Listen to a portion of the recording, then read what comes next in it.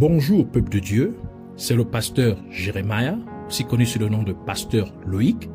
Nous voulons écouter la parole de Dieu pour la semaine, mais avant tout, nous voulons commencer par une parole de prière. Alors en signe de révérence à notre Père Céleste, à notre Dieu, baissons nos têtes et prions ensemble. Père éternel, Dieu tout-puissant, Dieu de gloire, Dieu fidèle, Saint des saints, toi qui règnes au-dessus de toutes choses, toi qui n'as pas de comparable, ici-bas sur la terre et dans les cieux et partout ailleurs. Merci pour cette nouvelle occasion que tu nous accordes de pouvoir nous retrouver dans ta présence. Merci pour tout ce que tu as déjà prévu pour nous durant ces moments. Nous venons nous humilier au-devant de toi, implorant ta compassion, ta miséricorde pour tout ce que nous avons fait, dit et pensé qui ne t'a pas honoré et glorifié.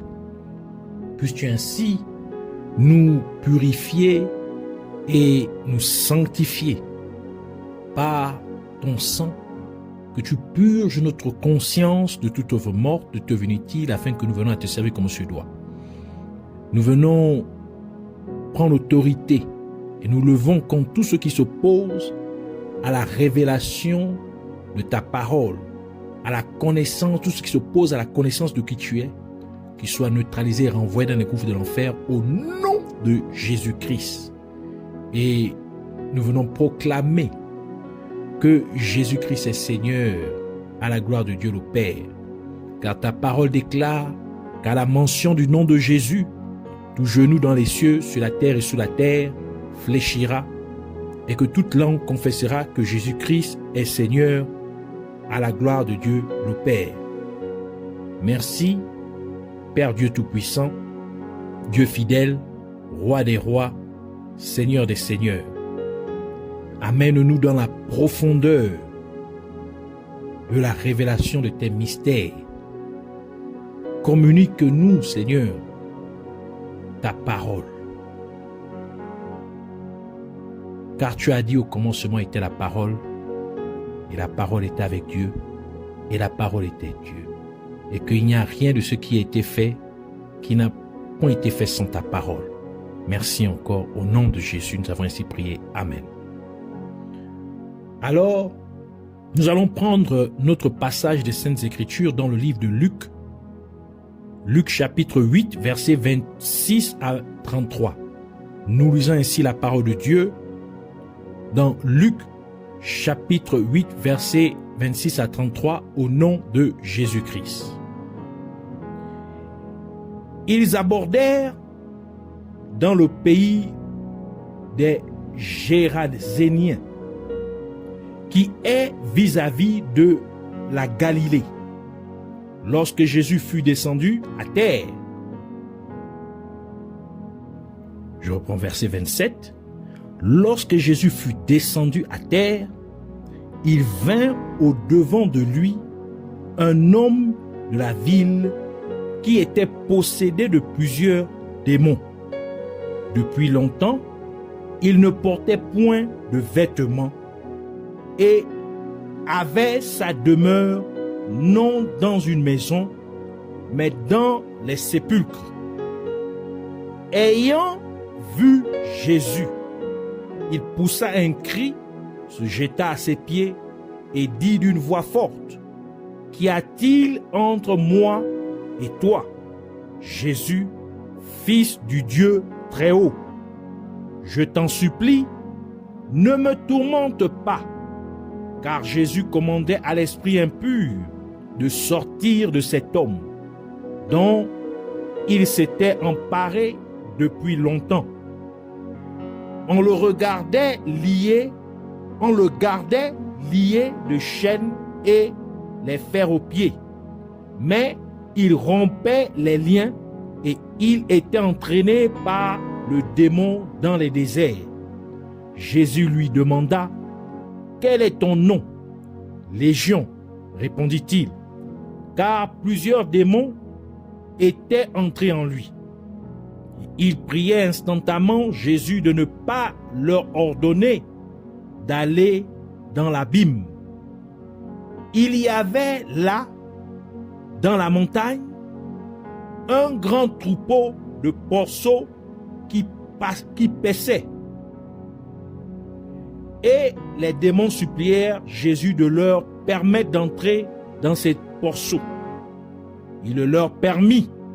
Les démons sortirent de cet homme, entrèrent dans les porceaux, et le troupeau se précipita des pentes escarpées dans le lac, et se noya. Que le Seigneur bénisse sa parole, qu'elle vienne pleine de grâce, de vie et de révélation au nom de Jésus-Christ. Pour cette semaine, le Seigneur voudrait nous parler de la rencontre de Jésus-Christ à Gadara. Alors le titre de notre enseignement pour cette semaine est « La rencontre de Jésus-Christ à Gadara ». Les Géraséniens font référence aux habitants de Gadara. Et Gadara signifie muré ou cloîtré ou encore entouré. Et quand on vérifie de près, on se rend compte que Jérusalem était entourée de plusieurs montagnes qui étaient considérées comme des montagnes sacrées, c'est-à-dire des montagnes saintes. Et Gadara était l'une d'entre elles. Cependant, sur la colline de Gadara fut trouvé un homme possédé d'une légion de démons. Cela implique que les démons régnaient maintenant dans un lieu censé être saint. Et tout cela s'est produit parce que l'iniquité était entrée dans un lieu censé être saint, donnant ainsi accès au diable de régner. Et c'est pourquoi Jésus-Christ a dit ce qui suit dans Matthieu chapitre 24 verset 15 qui dit « C'est pourquoi lorsque vous verrez l'abomination de la désolation dont a parlé le prophète Daniel, établie en lieu saint, que celui qui lit fasse attention. » Il existe 4 sphères distinctes: le ciel, la terre, la mer et les airs. Lucifer, qui est également connu sous le nom de Satan ou le diable, était autrefois un saint ange de Dieu dans le ciel, donc dans la première sphère. Mais l'orgueil est entré en lui et il s'est rebellé contre Dieu.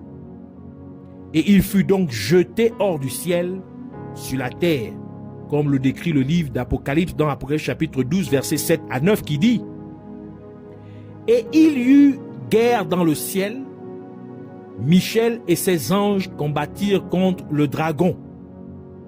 Et le dragon et ses anges combattirent, mais ils ne furent pas les plus forts, et leur place ne fut plus trouvée dans le ciel. Et il fut précipité, le grand dragon, le serpent ancien, appelé le diable et Satan, celui qui séduit toute la terre. Il fut précipité sur la terre et ses anges furent précipités avec lui.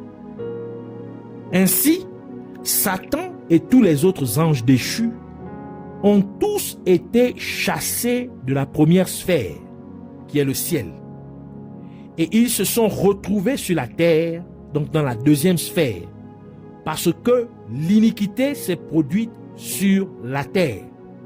Et ceci est bien confirmé par le fait qu'une légion de démons possédait un homme sur la colline de Gadara. Donc, sur la une colline de la deuxième sphère. Et Dieu, voyant cela, il est donc descendu sur la terre en la personne de Jésus-Christ.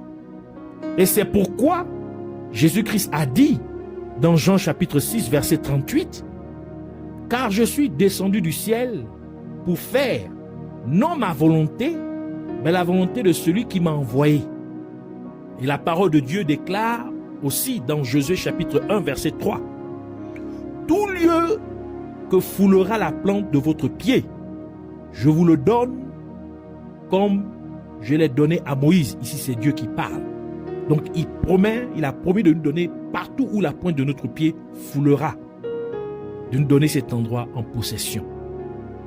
Cela signifie que Jésus-Christ est venu physiquement sur la terre pour prendre possession de la terre afin que Satan et tous les autres anges déchus ne trouvent plus de place pour poser leurs pieds sur la terre. D'où la parole de Dieu dit ce qui suit en se référant à Jésus-Christ comme le Fils de Dieu.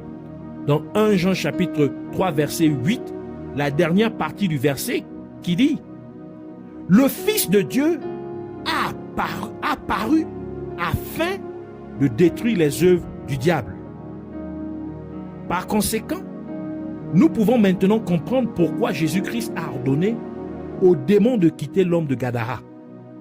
Et quand les démons quittèrent l'homme et entrèrent dans le troupeau de porcs, ils tombèrent tous à la mer ou encore dans le lac.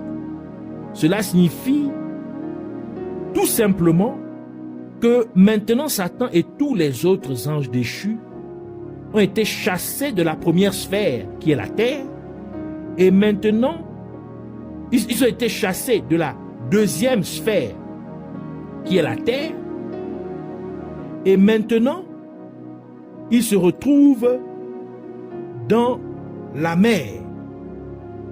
Et c'est pourquoi Jésus-Christ a révélé à l'apôtre Jean au sujet de la bête sortant de la mer. Dans Apocalypse chapitre 13 verset 1 qui dit « Et il se tint sur le sable de la mer. Puis je vis monter de la mer une bête qui avait 10 cornes et 7 têtes. Et sur ses cornes 10 diadèmes. Et sur ses têtes des noms de blasphème. » Donc Jésus ici révéla à l'apôtre Jean que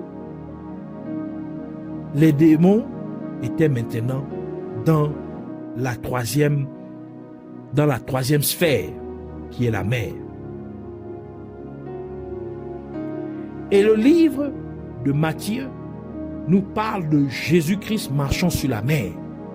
Matthieu chapitre 14 versets 22 à 32 qui dit « Aussitôt après, il obligea les disciples à monter dans la barque et à passer avant lui de l'autre côté, pendant qu'il renverrait la foule. Quand il l'eut renvoyé, il monta sur la montagne pour prier à l'écart, et comme le soir était venu, il était là seul.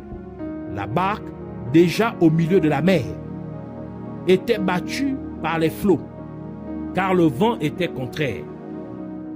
À la 4e veille de la nuit, Jésus alla vers eux, marchant sur la mer.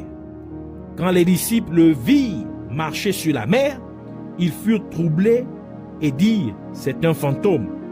Et dans leur frayeur, ils poussèrent des cris. Jésus leur dit aussitôt « Rassurez-vous, c'est moi, n'ayez pas peur ».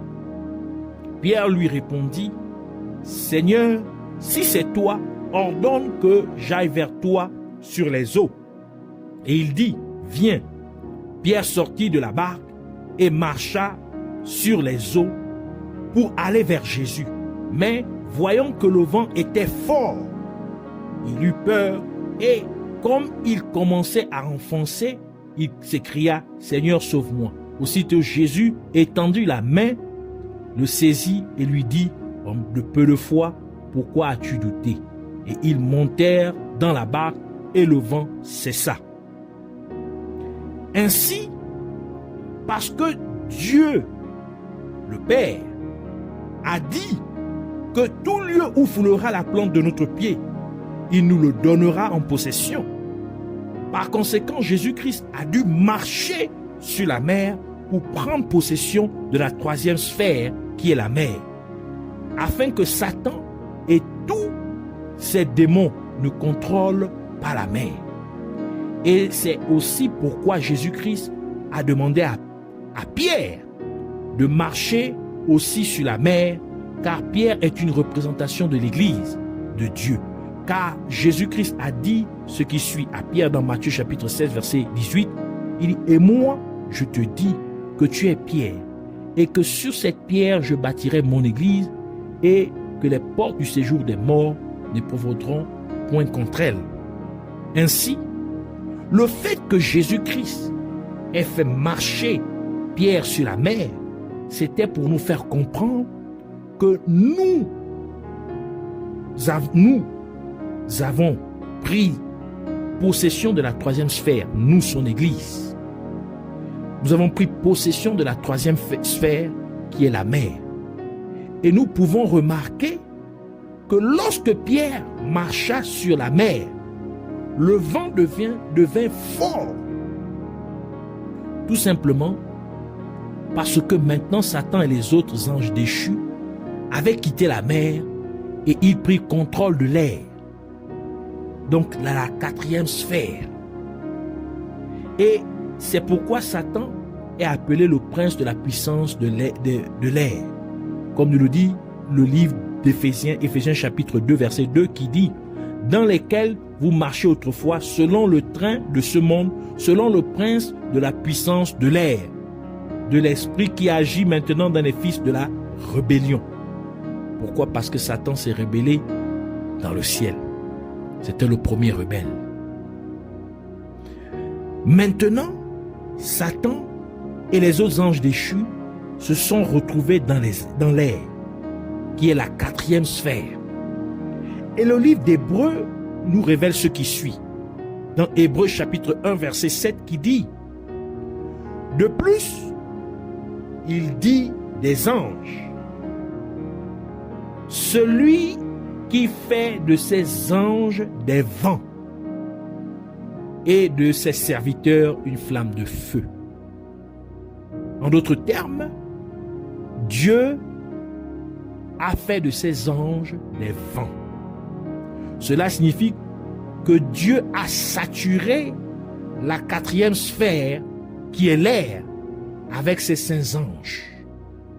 Ainsi, Satan n'a plus de sphère où il contrôle. Et cela nous révèle que Dieu a tout prédisposé pour que nous, son Église, soyons au contrôle des quatre sphères. Car la parole de Dieu déclare que tout ce que nous allons lier ici-bas sur terre sera lié dans les cieux. Et ce que nous allons délier sur la terre sera délié dans les cieux. Pour dire que nous avons le contrôle nous devons avoir le contrôle sur la terre, nous avons aussi qui est la deuxième sphère, et nous avons aussi le même temps le contrôle dans le ciel, qui est la première sphère.